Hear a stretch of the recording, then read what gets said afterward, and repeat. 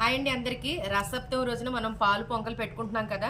ఇలాగా ఇవి ఆవు పిడకలేనండి. మా పిల్లలు గొబ్బిళ్ళు పెట్టారు. రోజు ధనుర్మాసం నెలల్లో పిల్లలు అనేది గొబ్బిళ్ళు పెట్టుకున్నారు. సో ఇది దీంతో విభూది ఎలా తయారు చేసుకోవాలో నేను మీకు చూపిస్తాను. ఫస్ట్ ఒక పేపర్ తీసుకోండి. ఇది మనం పిండి జల్లించుకునే జల్లెడు ఉంటుంది కదండి, అది తీసుకోండి. తీసుకుని ఒక గుప్పిడి పిడకలు తీసుకోండి.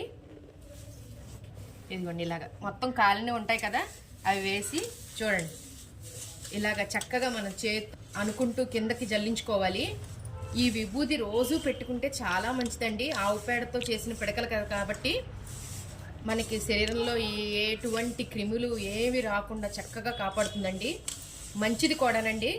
చాలామంది దీనికి శివుడికి కూడా అభిషేకం చేస్తూ ఉంటారండి. సంధ్యావదనం టైంలో పెట్టుకున్నా చాలా మంచిది.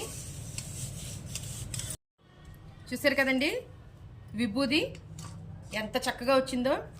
దీన్ని పూజల టైంలో కానీ సంధ్యావదనం టైంలో కానీ పెట్టుకుంటే చాలా మంచిది.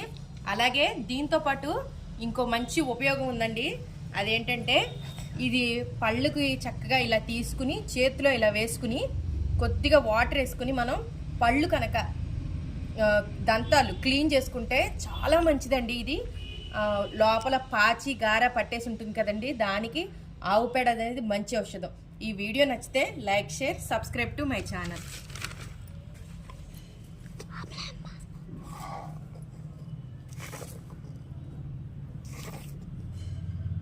చూసారు కదండి.